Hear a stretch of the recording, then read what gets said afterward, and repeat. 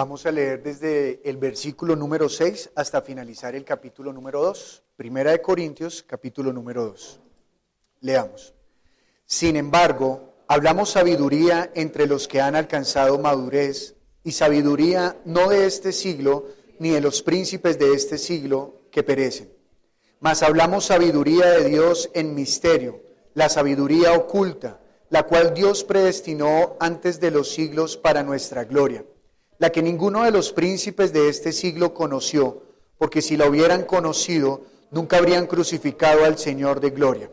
Antes bien, como está escrito, cosas que ojo no vio, ni oído oyó, ni han subido en corazón de hombre, son las que Dios ha preparado para los que le aman. Pero Dios nos las reveló a nosotros por el Espíritu, porque el Espíritu todo lo escudriña, aun lo profundo de Dios, porque ¿quién de los hombres sabe las cosas del hombre, sino el Espíritu del hombre que está en él? Así tampoco nadie conoció las cosas de Dios, sino el Espíritu de Dios. Y nosotros no hemos recibido el Espíritu del mundo, sino el Espíritu que proviene de Dios, para que sepamos lo que Dios nos ha concedido. Lo cual también hablamos, no con palabras enseñadas por sabiduría humana, sino con las que enseña el Espíritu, acomodando lo espiritual a lo espiritual.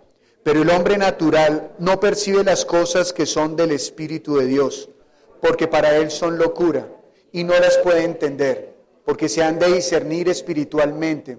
En cambio el espiritual juzga todas las cosas, pero él no es juzgado de nadie, porque ¿quién conoció la mente del Señor? ¿Quién le instruirá? Mas nosotros tenemos la mente de Dios. Dios y Padre, hoy damos gracias, Señor, por permitirnos leer la palabra. Pablo escribió a los Corintios, Señor, con el propósito de enseñar a ellos que la sabiduría tuya es más alta. Hoy oramos a ti pidiendo que tú nos des esa sabiduría que viene de lo alto, no la animal, no la diabólica, no la terrenal, sino que tú nos des la sabiduría que solamente viene a través de tu Espíritu. Llénanos de la palabra, Señor. Que la sabiduría sea en nosotros, Señor. El hombre sabio es el que gana almas, Señor. Pero el principio de la sabiduría es el temor a ti, Dios. Así que nosotros con reverencia venimos ante ti. Yo vengo, Señor, con temor y temblor para anunciar tu evangelio, para que todo aquel que lo escuche sea salvo y la iglesia sea edificada. Así que obra en nuestras vidas, Señor. Haznos blandos de corazón, convierte el corazón de piedra en carne, Señor. Que tu palabra entre, Señor, que discierna los pensamientos, Señor. Que lo espiritual sea anunciado como espiritual, Señor. Que no banalicemos la palabra y que en nosotros haya una posada, en nosotros haya una morada eterna en la cual tú puedas habitar, Señor. Que tu palabra venga a nosotros, que hoy nosotros te amemos, Dios, de esa manera, guardando tu palabra. Señor, usa mi vida, por favor. Usa mi vida, Señor, para que la palabra, la sabiduría tuya, sea brotando y sea dando entendimiento a cada niño, Señor, que esté aquí congregado. En el nombre de Jesús, Señor, también oramos por los maestros de la iglesia infantil, clamando a ti, Señor, que tú los uses, Señor. Que los niños sean hoy aprendiendo más de ti, sean conociéndote, Señor, porque esa es la vida eterna. Para que ellos sean siendo la iglesia viva, para que ellos sean siendo la iglesia que lleva la palabra, para que ellos sean la iglesia que vive por ti, Señor, y para ti. En el nombre de Jesús, Señor, oramos como tú nos enseñaste. Padre nuestro que estás en los cielos, santificado sea tu nombre. Venga tu reino, hágase tu voluntad como en el cielo, así también en la tierra. El pan nuestro de cada día, dánoslo hoy. Perdona nuestras deudas, como también nosotros perdonamos a quienes nos deben.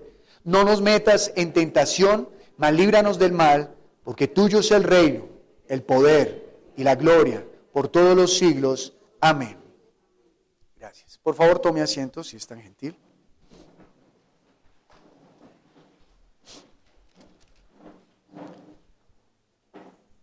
Hemos venido aprendiendo en los anteriores sermones que Dios no cambia, que Dios lo que ha dicho, lo hace.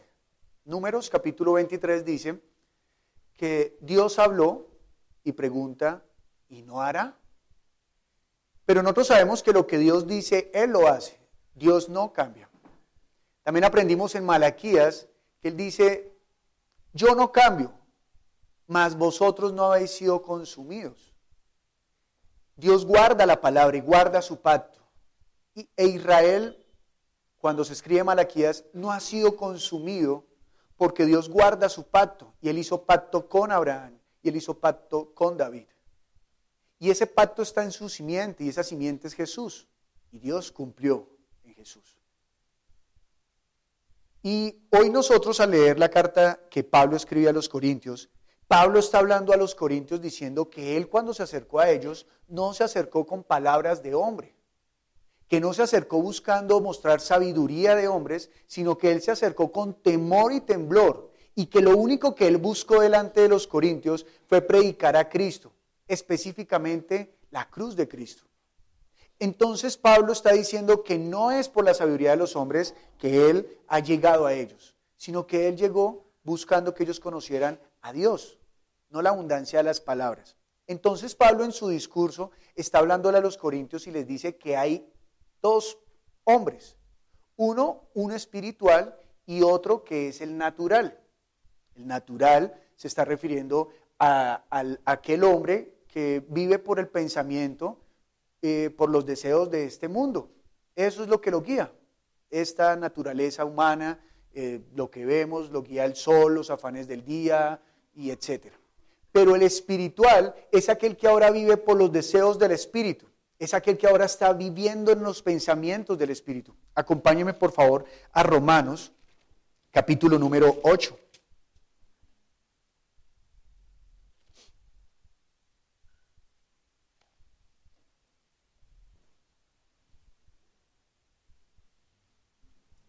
Dice, ahora pues, ninguna condenación hay para los que están en Cristo Jesús, los que no andan conforme a la carne, sino conforme al Espíritu.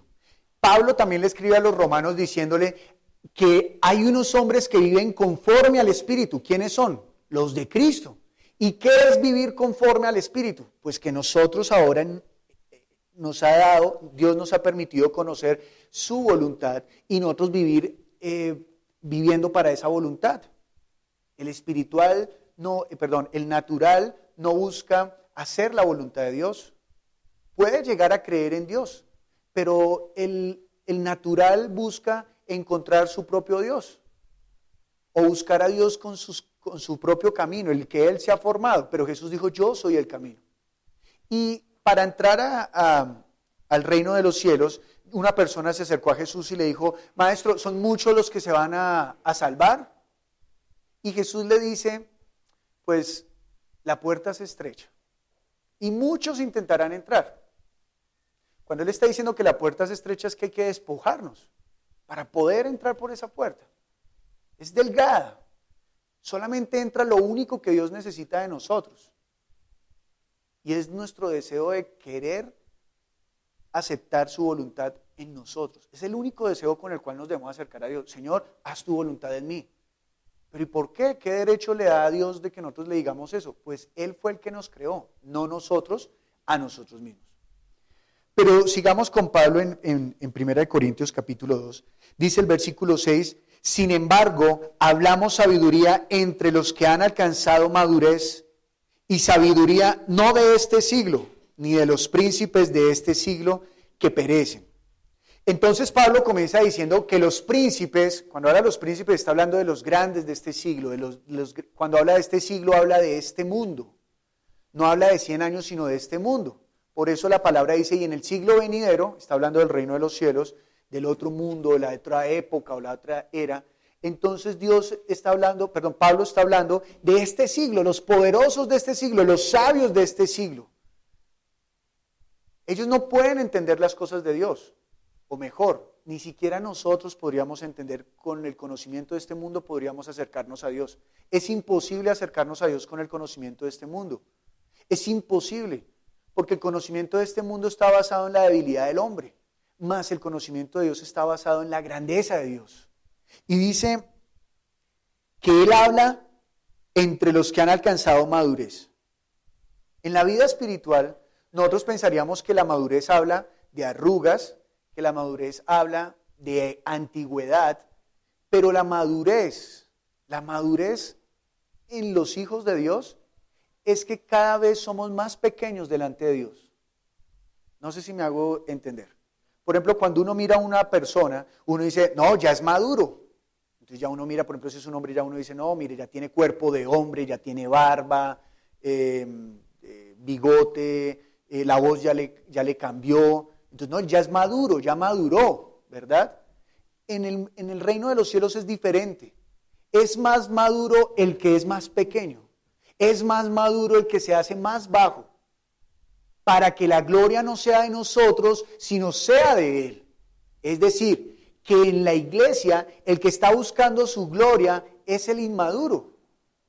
Cuando nosotros hablamos de madurez dentro de la iglesia, estamos hablando de hacernos pequeños delante de Dios, de que con humildad nosotros seamos acercándonos delante de Él, delante del Padre, para que a través de nosotros sea conocido es Él, no nosotros. Esa es la madurez de la iglesia. Entonces no se trata de antigüedad, se trata de humildad. Entre más humildes, más maduros somos. No es entre más sepa usted letras en la Biblia. No es entre más usted sepa contestar preguntas de la Biblia. Es entre más humilde usted sea delante de Dios. Porque tal vez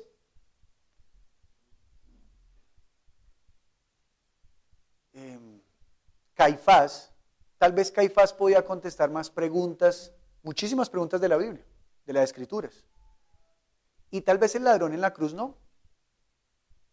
Tal vez la prostituta no. Pero ellos iban primero al reino de los cielos. No es la mucha letra lo que nos hace maduros. No es la antigüedad en el evangelio.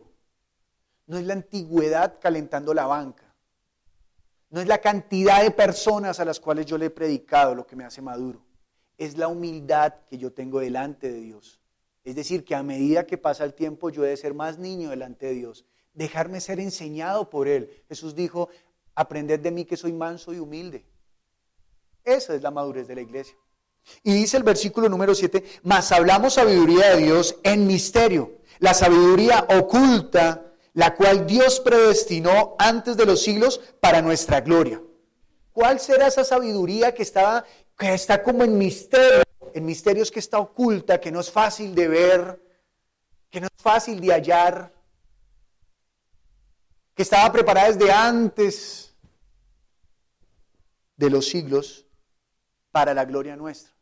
¿Cuál será esa sabiduría? Dice el versículo 8, la que ninguno de los príncipes de este siglo conoció, porque si la hubiera conocido, nunca habríais crucificado al Señor de gloria. Ni siquiera los poderosos podrían conocer qué había antes del comienzo de los siglos. Cuando uno entabla, hace poco yo entablé, hace como 2 meses entablé una conversación con una persona que estaba bravísimo porque su hermana había llegado a la iglesia. Y entonces su hermana antes se oponía al evangelio.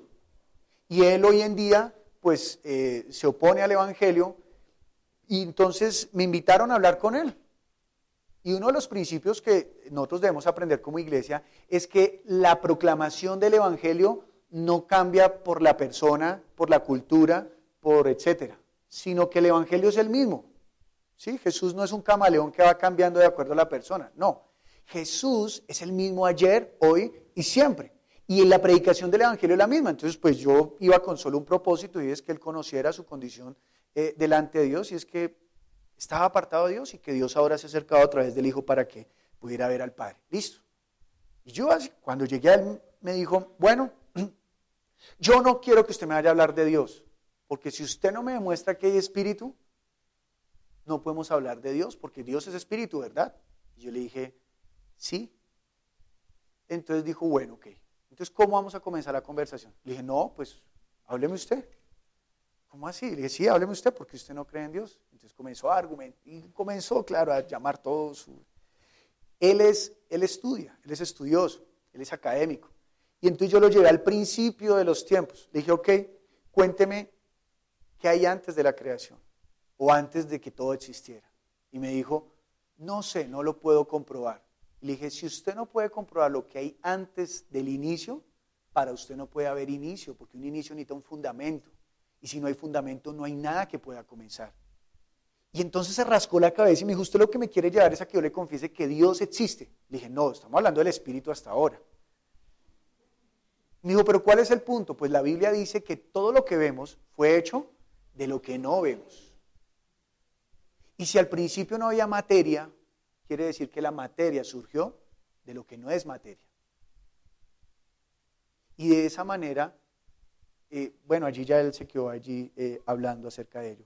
Ni siquiera con todo su conocimiento, ni siquiera esta persona que es la conclusión de años de estudio, porque es de verdad es pilo, es juicioso. Yo le dije, ni siquiera usted con todos los años que tiene de conclusión en su cabeza de estudios puede demostrar lo que había antes del inicio. Y usted a lo mucho vivirá por mucho, 120 años, por mucho. No podemos conocer el pensamiento de Dios. Aunque nos uniéramos toda la creación para contender con Dios, Dios es más sabio. Lo más débil de Dios es más sabio que nosotros. ¿Cómo hemos de buscar a Dios con la sabiduría de este mundo? Es imposible. Pero hay algo en lo cual quiero que usted fije su mirada y es en lo cual vamos a concluir. El versículo 9 dice, cosas que ojo no vio, ni oído oyó, ni han subido en corazón de hombre, son las que Dios ha preparado para los que le aman. ¿Qué son esas cosas? Él está hablando de la sabiduría que estaba en misterio, que estaba oculta. Ahora la veremos. Versículo 10 dice, pero Dios nos la reveló a nosotros por el Espíritu. Hoy nosotros cuando estábamos cantando, si usted se dio cuenta, lo primero que cantamos fue una canción que mostraba la gloria del Hijo sentado en el trono. Y luego hablamos de que viniera la promesa, Señor, viniera la promesa que el Señor nos dio, de que el Espíritu fuera llenando siempre esta casa, porque el Espíritu es el que nos ha de llevar a toda verdad. Y luego cantamos que nosotros fuéramos manifestando su gloria, es decir, Él es luz, venga tu luz, o venga tu reino, ahora nosotros salimos a mostrar ese reino, ¿verdad?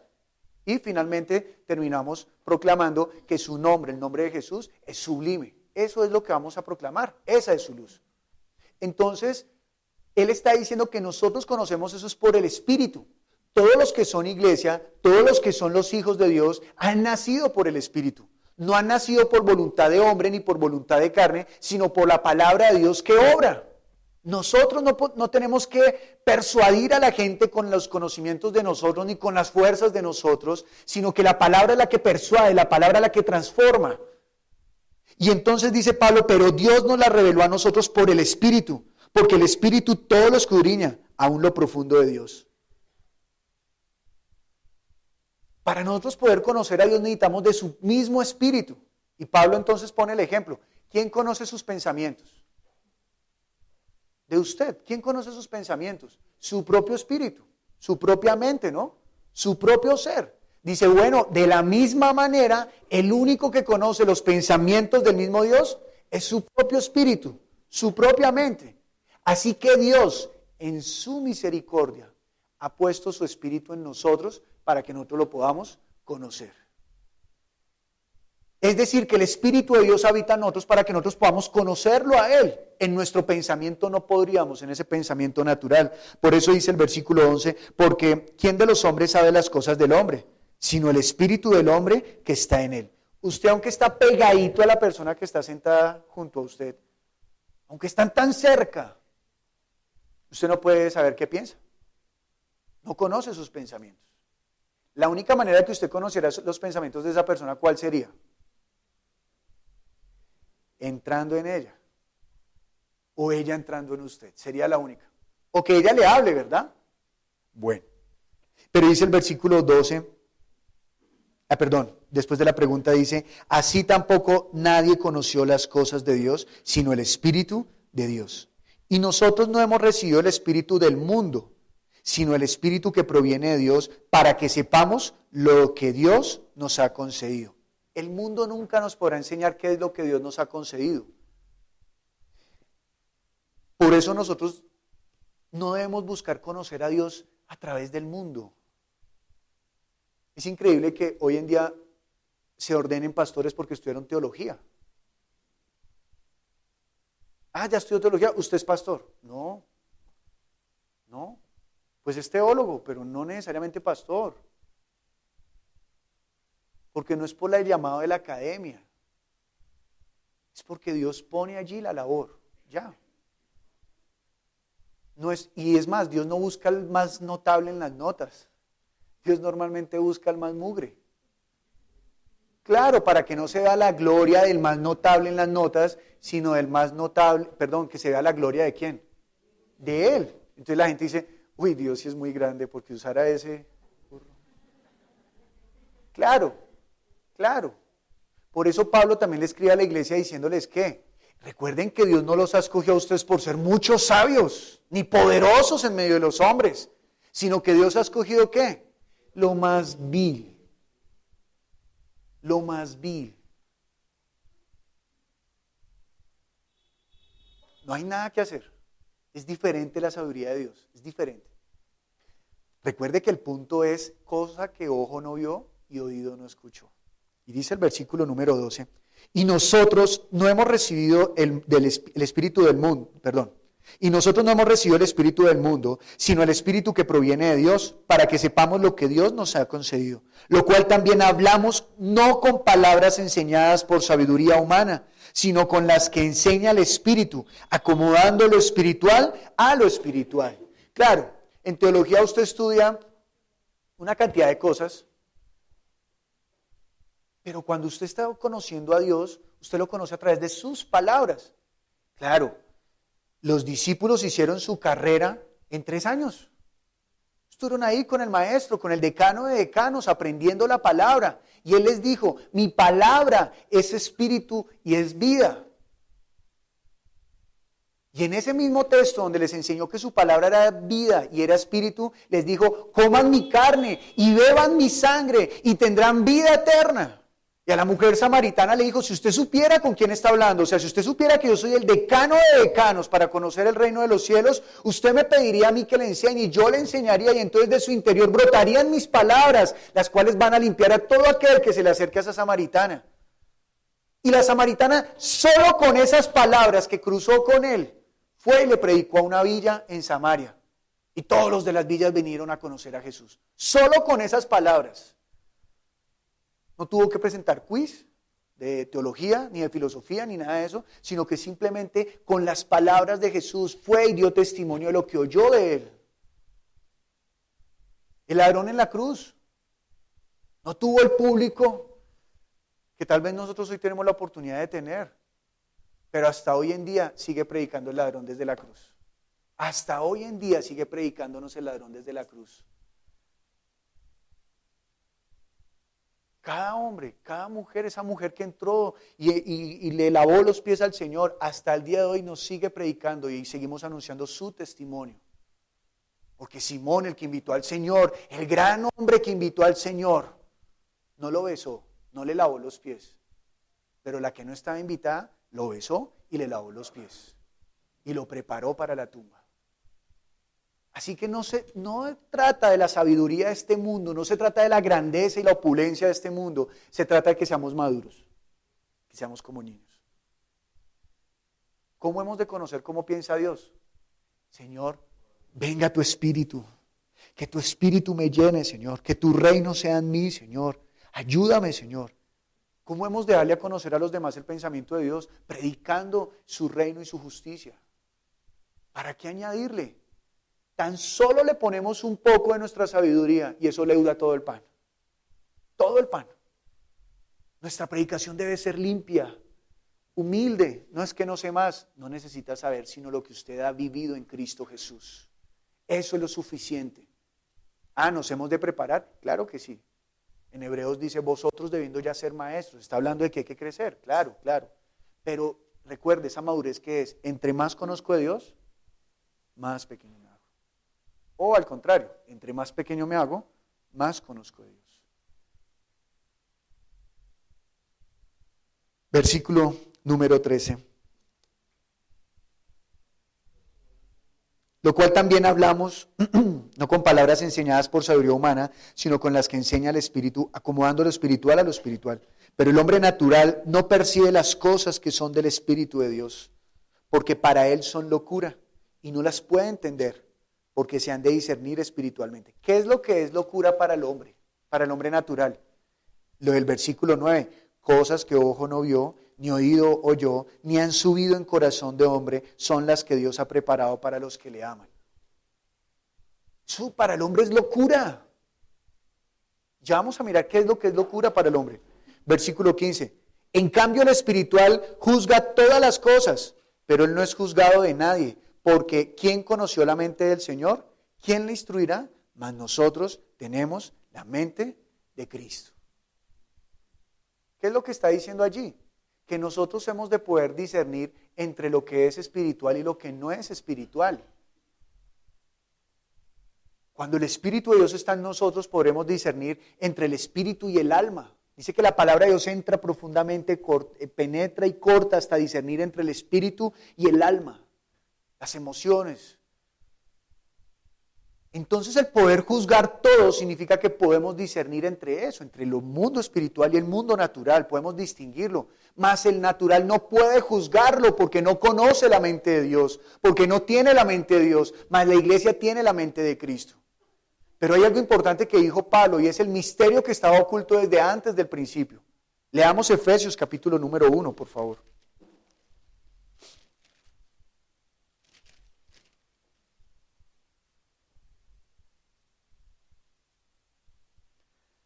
Versículo 3. Bendito sea el Dios y Padre de nuestro Señor Jesucristo, que nos bendijo con toda bendición espiritual en los lugares celestiales en Cristo, según nos escogió en Él antes de la fundación del mundo, para que fuésemos santos y sin mancha delante de Él. En amor, habiéndonos predestinado para ser adoptados hijos suyos por medio de Jesucristo, según el puro afecto de su voluntad. ¿Para qué usted y yo fuimos salvos? Versículo número 6.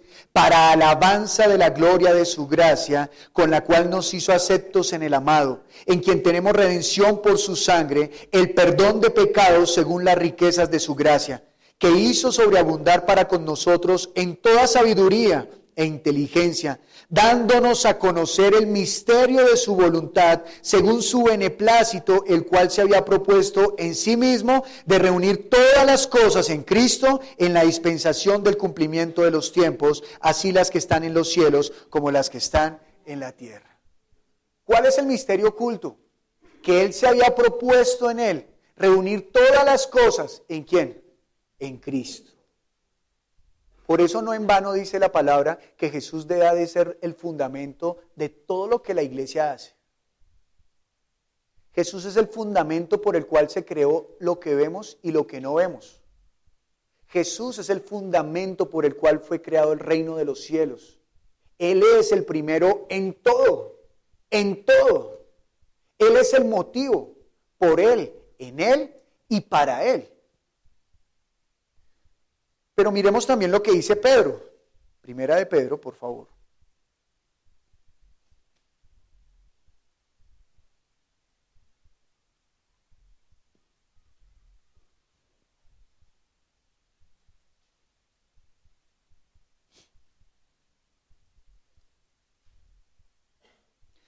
Y vamos a leer, por favor, desde el versículo 3. El punto es el 10, pero es que para que podamos entender por qué Pedro les dice eso. Dice el versículo 3 del capítulo 1.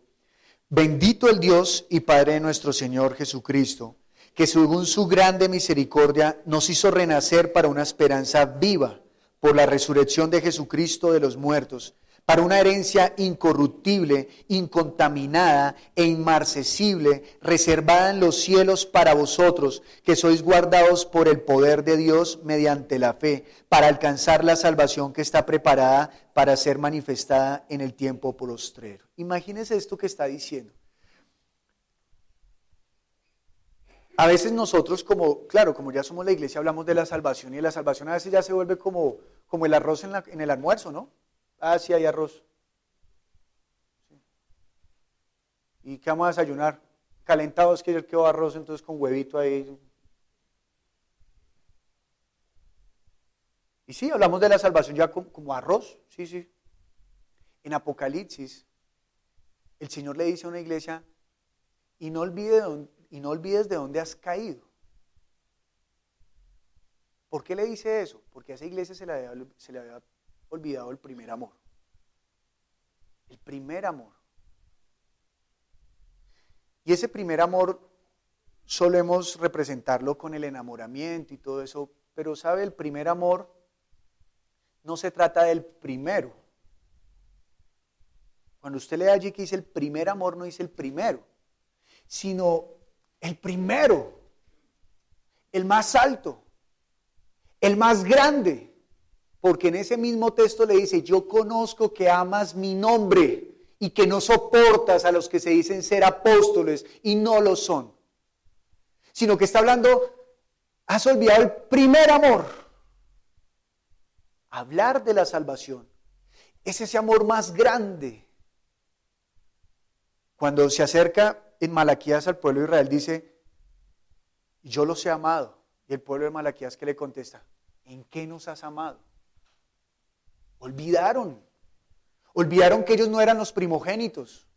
Olvidaron que ellos no tenían derecho a la bendición como primogénitos. Olvidaron que ellos no tenían derecho a nada porque eran los que nacieron de segundas. El que iba a heredar era Esaú. Pero Dios le dice al pueblo de Israel, yo te he amado. Y ellos preguntan, ¿en qué nos has amado? Ellos fueron el pueblo escogido para manifestar la gloria de Dios, por eso Dios les enseñó a ellos a rendir el culto. Ahora nosotros, ¿qué éramos antes de que Cristo viniese a través de la persona que le haya predicado a usted? ¿Qué éramos nosotros antes de eso? Simple. ¿Éramos una vasija de barro? Sí. Sí. Pero llena de estiércol, llena de inmundicia.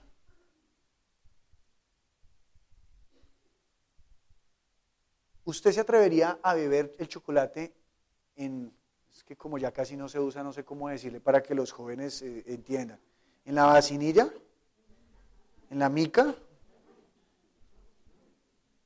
en el vaso? No, es que vaso ya es otra cosa.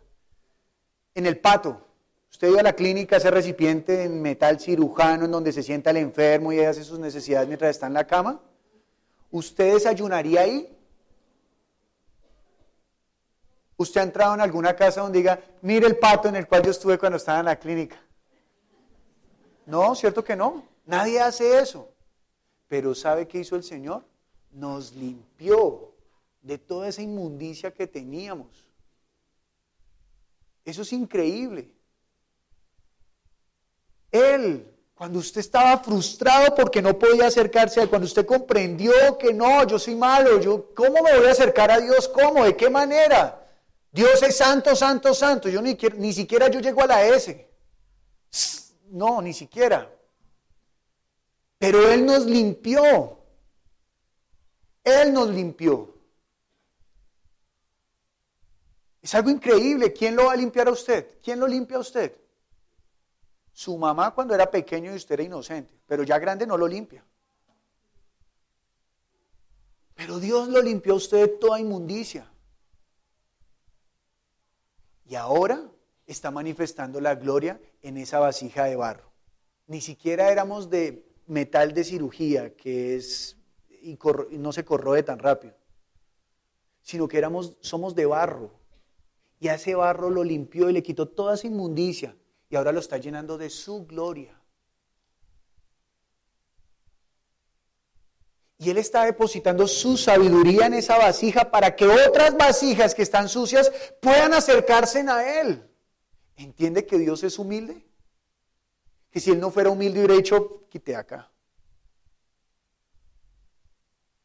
Que si Él no fuera bueno y no fuera manso y humilde, haría como algunos dicen, pues si Dios es tan grande, ¿por qué no hace y que se acabe todo esto? Ay, cuán bueno es Dios. Cuán bueno es Dios, que añora que todos nos salvemos. Y entonces ahora nos ha comisionado para ir a llevar las palabras, ir a llevar las obras. ¿Cuáles palabras y cuáles obras? Las palabras que oído no ha escuchado y ojo no ha visto. Porque nadie tiene el poder para hacer lo que Dios hace en nosotros a través de Jesús con su sangre. Transformarnos para vida eterna y podernos acercar a Él ¿Entiende lo glorioso, por ejemplo, de la oración? Antes nuestras oraciones Él no las recibía, porque dicen a Isaías que por causa de sus pecados se han tapado mis oídos y les he dado la espalda. Ahora Él está como el Padre, recibiendo.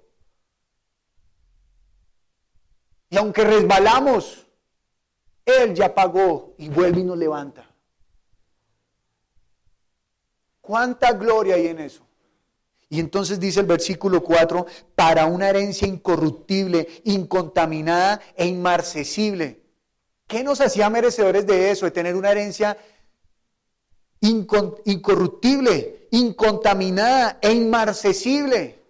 Y es más, dice la Biblia en Apocalipsis, que al reino de los cielos no entrará nada inmundo. Pero usted y yo entraremos por la sangre de Cristo Jesús. Dice, ¿quiénes son estos? Estos son los que han vencido por la sangre del Cordero. Usted y yo vencemos por la sangre del Cordero. Esa sangre que nos ha limpiado, que nos ha redimido de toda acusación y toda culpa, que nos apartaba de Dios. Esa preciosa sangre, la cual celebramos cada domingo, por eso celebramos la vida acá. ¿Entiende que la sabiduría de Dios es más alta que los hombres? Que Él sí pudo formar el camino para hacer de lo inmundo algo limpio. Y que lo único que nos está diciendo es, vengan a mí, acérquense, quítense toda esa carga y descansen en mí. Y yo les daré vida, y yo saciaré su sed, y yo les daré de comer. Vengan a mi seno. Es más alta esa sabiduría. Y dice el versículo 5, que sois guardados por el poder de Dios mediante la fe, para alcanzar la salvación que está preparada para ser manifestada en el tiempo postrero, en lo cual vosotros os alegráis, aunque ahora por un poco de tiempo, si es necesario, tengáis que ser afligidos en diversas pruebas, para que sometida a prueba vuestra fe, mucho más preciosa que el oro, el cual, aunque perecedero, se prueba con fuego, sea hallado en alabanza, gloria y honra, cuando sea manifestado Jesucristo. Ay, nuestra oración, que cuando venga Jesús, Él halle la fe en nosotros. Ay, pero si yo estoy enterrado, no importa. Aunque estemos enterrados, nuestra fe vive, porque la fe no la puede matar ni siquiera el sepulcro. La fe de la iglesia no la puede matar ni siquiera el sepulcro. Por eso los discípulos, todos los que han seguido a Cristo, han podido llegar al punto incluso de dar la vida, porque ni siquiera el temor de la muerte puede quitar la fe. Es más, la fe quita el temor a la muerte. Es más poderoso que este mundo. ¿Qué es lo más poderoso en este mundo? La muerte. Pero cuando Él venga seremos levantados en su nombre. Y dice el versículo 6, en lo cual vosotros, 7, para que sometida a prueba vuestra fe, mucho más preciosa que el oro. Imagínense, su fe es más preciosa que el oro. ¿Cuál es su riqueza más grande? Su fe. ¿Y de dónde viene la fe? De la palabra de Dios. Por eso dice la Biblia que la fe no es de nosotros, sino que es de Dios, porque es que no viene de nosotros, viene por la palabra. Por eso cuando nos acercamos a la Biblia extraemos la fe. Y el versículo 8 dice, a quien amáis sin haberle visto, hablando de Jesucristo, en quien creyendo, aunque ahora no le veáis, os alegráis con gozo inefable y glorioso, obteniendo el fin de vuestra fe, que es la salvación de vuestras almas. La gente, aunque está en este mundo y no conoce a Dios, la gente está buscando estar plácida, estar a plenitud. Pero nunca el hombre hallará la plenitud en este mundo. Nunca. No estoy hablando de ser feliz, porque uno puede ser feliz en este mundo. ¿Sí? Cuando yo era niño soñaba algún día poder resistir montarme en la licuadora. La licuadora es un aparato que me pareció horrible, donde uno lo cogen allá y le comienzan a dar vueltas y uno ve que todo, y uno ve unas cosas terribles allá en esa licuadora. Y el día que salí de la licuadora dije, y yo tenía tal vez como 8 o 9 años, y yo llegué a la casa, me metí en la licuadora, pero esa era la licuadora de niños, no en la que, sino... Pero yo me sentía grande, y eso me hizo feliz. Y eso fue como un viernes. Pero cuando llegó el domingo y papá me dijo, ya hizo tarea, se acabó la felicidad de la licuadora. Es efímera, pero el gozo que da la salvación no lo arrebata nadie, ni la muerte. Es algo que rompe el pensamiento. Cuando los pueblos que no conocían a los cristianos decían, nieguen a Jesús, reconozcan a nuestros dioses o los matamos, y veían que los cristianos decían, bueno, no lo decían con esta cara, pues no sé con qué cara, pero lo decían, pues bueno, vamos a morir, y morían por Cristo. Ellos, ¿cómo es que van a morir por su Dios? ¿Qué les ofrece? Mire, no les ofrece nada, porque tenían puesta su mirada en el reino de los cielos. Es más alta esa sabiduría. Porque los dioses de este mundo que ofrecen, bienestar en este mundo es otra sabiduría, dice Santiago en su carta, que es animal, es terrenal, es demoníaca, diabólica. Está pensando en las cosas de aquí, las cosas que no le dan la gloria a Dios. Y dice el versículo 10, ¿usted recuerda hombres santos que están en la Biblia que sean del Antiguo Testamento? Varios, ¿cierto? Abraham, Moisés, David, Isaías, Daniel, José, tantos hombres que padecieron y ¿saben ellos qué hicieron? Mire lo que dice el versículo 10, los profetas que profetizaron de la gracia destinada a vosotros, inquirieron y diligentemente indagaron acerca de esta salvación, escudriñando qué persona y qué tiempo indicaba el Espíritu de Cristo que estaba en ellos, el cual anunciaba de antemano los sufrimientos de Cristo y las glorias que vendrían tras ellos. A estos se les reveló que no para sí mismos, sino para nosotros, administraban las cosas que ahora os son anunciadas por los que os han predicado el Evangelio por el Espíritu Santo enviado del cielo, cosas en las cuales anhelan mirar los ángeles. ¿Sabe? La predicación del Evangelio, la añoraron ver ellos. ¿Sabe cómo describe Juan el Bautista ese momento? Y el amigo se goza cuando oye la voz del novio, porque se va a encontrar con la novia. Él era aquel amigo que se estaba gozando porque venía el novio, porque llegaba el momento de ver a su amada, de acercarse a ella, y llegará el momento en las bodas del Cordero. Y serán para siempre uno solo, seremos. Estaba gozoso. Aquel hombre cuando vio que Jesús entró al octavo día, se gozó y dijo, Señor, gracias porque me has permitido ver tu luz. Aquella mujer profetisa que servía día y de noche en el templo y que llevaba casi 70 años viuda, vio a Jesús siendo un niño y sin embargo le dio gloria a Dios. Y no dijo, si tú eres Jesús, haz un milagro y creeré en ti. No, amó. Esperaba ese momento, así como muchas mujeres están hoy aquí y se han guardado para el Señor y predican la palabra, valiosísimo.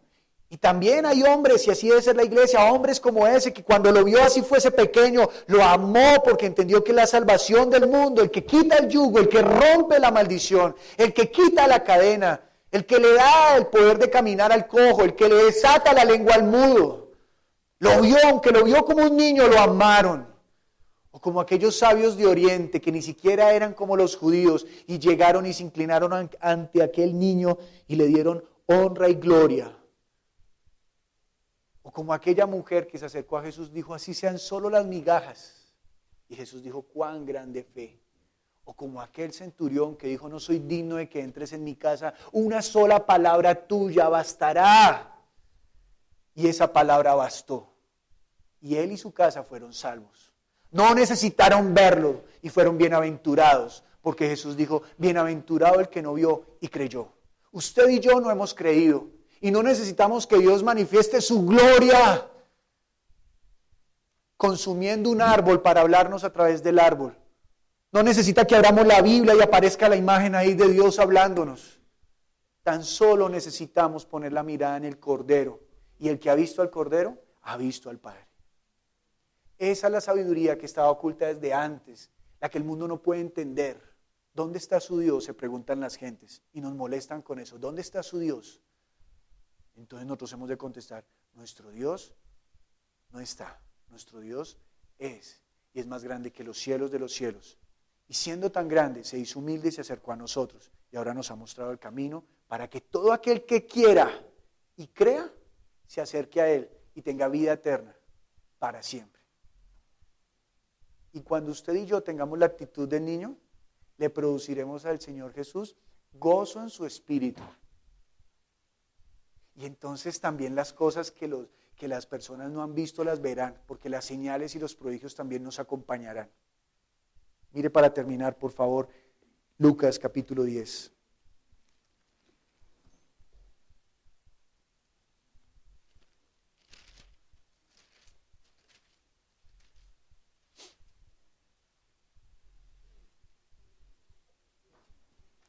Versículo 1 dice, después de estas cosas, designó el Señor también a otros 70, a quienes envió de 2 en 2 delante de él a toda ciudad y lugar a donde él había de ir.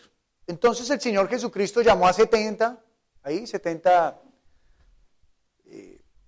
hombres, y no sé si también habían mujeres, pero también, ellas también predicaron el Evangelio. Llamó 70 de sus discípulos. Y allá los envió. ¿A dónde? ¿A dónde él iba a ir? O sea, él ya tenía, voy a ir acá. Usted arranque para allá, para allá, para allá. Comenzó a enviarlos. Y les dio unos mandatos. Y les dijo que fueran y anunciaran el reino de los cielos. Y se fueron. Que en el nombre de él expulsaran demonios y sanaran enfermos. Y se fueron.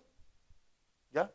Que no llevaran nada, que allá les iban a atender, que recibieran todo, que no se la pasaran de casa en casa brincando, sino que en una casa se quedaran, que ahí posaran y que todo lo que le pusieran a la mesa que lo comieran, porque el obrero es digno de su salario. Y también les dijo que lo primero que debían hacer cuando llegaban a una casa era, paz a esta casa. Y si esa casa tenía a alguien que recibiera la paz, pues sería bendecido. De lo contrario, esa bendición volvería al que entraba a esa casa.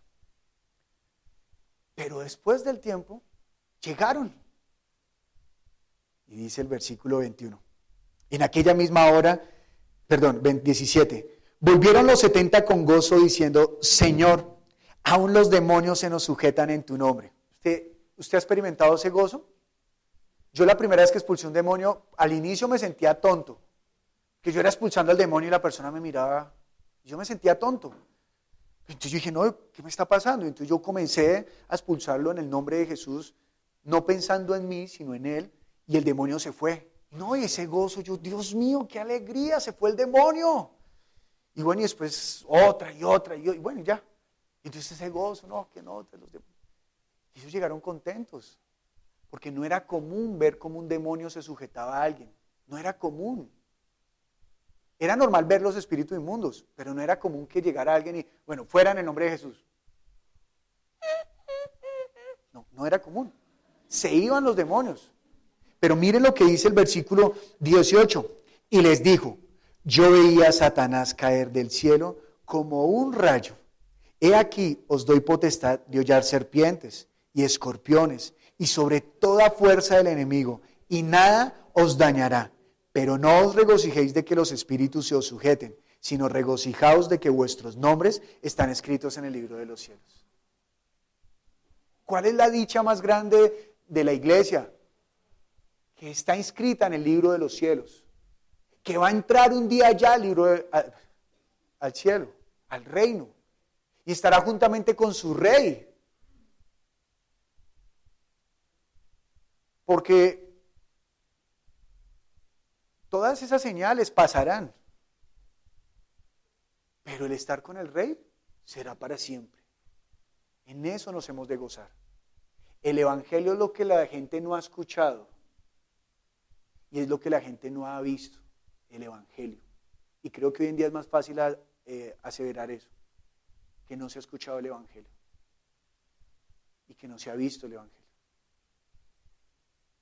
Y hace 8 días leíamos Hebreos capítulo 2, versículo 1 al 5, y dice que si antes guardaron la ley con tanta diligencia, ¿cuánto más ahora guardaremos qué? El evangelio, el mandato de Jesús con más diligencia.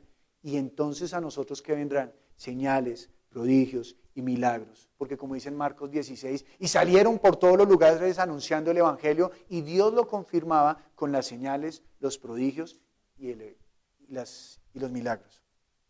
Y entonces aquí no para, le dice el Señor Jesucristo, en aquella misma hora Jesús se regocijó en el Espíritu y dijo, yo te alabo, oh Padre, Señor del cielo y de la tierra, porque escondiste estas cosas de los sabios y entendidos y las has revelado a los niños. Sí, Padre, porque así te agradó. Todas las cosas me fueron entregadas por mi Padre, y nadie conoce quién es el Hijo sino el Padre, ni quién es el Padre sino el Hijo, y aquel a quien el Hijo lo quiere revelar. ¡Ay, qué maravilla!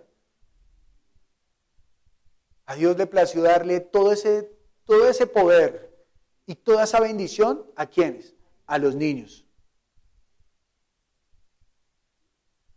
Por eso los ojos de este mundo no pueden verlo, ni los oídos de este mundo lo pueden escuchar, porque sus oídos están gruesos y sus ojos están pesados y su corazón ha sido endurecido.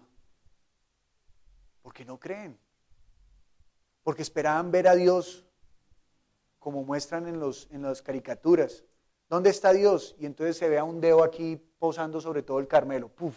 Vea el dedo de Dios. No, sino que Dios se hizo ¿qué? Lo más pequeño de Dios es más sabio que nosotros. Y lo más pequeño de Dios es el Señor Jesús. Y se ha manifestado porque se hizo humilde y se acercó a nosotros. Eso es grande. Y dice el versículo 23, y volviéndose a los discípulos les dijo aparte, bienaventurados los ojos que ven lo que vosotros veis, porque os digo que muchos profetas y reyes desearon ver lo que vosotros veis y no lo vieron, y oír lo que oís y no lo oyeron. ¿Quién es la iglesia? Ese grupo de niños que van corriendo para el reino de los cielos. Esa es la iglesia. ¿Y los niños cómo hablan? Sencillo. Ellos no se ponen con la sabiduría de los hombres. Mi esposa es docente y me hace pensar mucho siempre, nosotros debemos ser como los niños, ¿no? Nosotros vemos que en la iglesia está algo andando mal, se está predicando algo mal y no se dice nada. Que el hermano está cayendo en condenación porque dejó de creer en la obra que Cristo hizo en la cruz y no le decimos nada. Pero deberíamos ser como los niños. ¿Sabe cómo es un niño? El niño escucha que a la profesora se le salió un gas y él no se queda callado. ¡Ja! ¡Profe! Y ve que el amiguito del lado fue, profe, fue él, fue Esteban. Ellos no se quedan callados con lo malo, de una vez lo dice, profe, se vomitó. Y todos los demás, ¿sí? O incluso ellos todavía no han desarrollado ese pudor, ¿y cómo son? Se vomitó. Y uno de adultos, deberíamos ser así tranquilos en la iglesia. Venga, mi hermano, no sea parte de la gracia y poderle predicar la gracia, guardando la fe que Dios nos ha dado. No volviéndonos grandes en conocimiento, sino permitiendo que la obra de Dios fluya a través de nosotros como niños. Y entonces volveremos gozosos contando lo que Dios ha hecho a través de nosotros, porque el Evangelio es poder de Dios. Imagínense si Dios nos ha purificado de esa manera, ¿quién de los que está afuera es menos que nosotros? Ninguno. Nosotros hemos de llevarles también esa esperanza y irles a predicar como Pablo aprendió de Cristo. A ser humilde y se acercó a los corintios no con sabiduría de hombres, sino como un niño predicando y esforzándose por solo hablar de Jesús para que esa iglesia fuese bendecida en todo. Así que nosotros hemos de predicar a Jesús y entonces será cuando cosas que ojo no vio y oído no escuchó, verán y harán.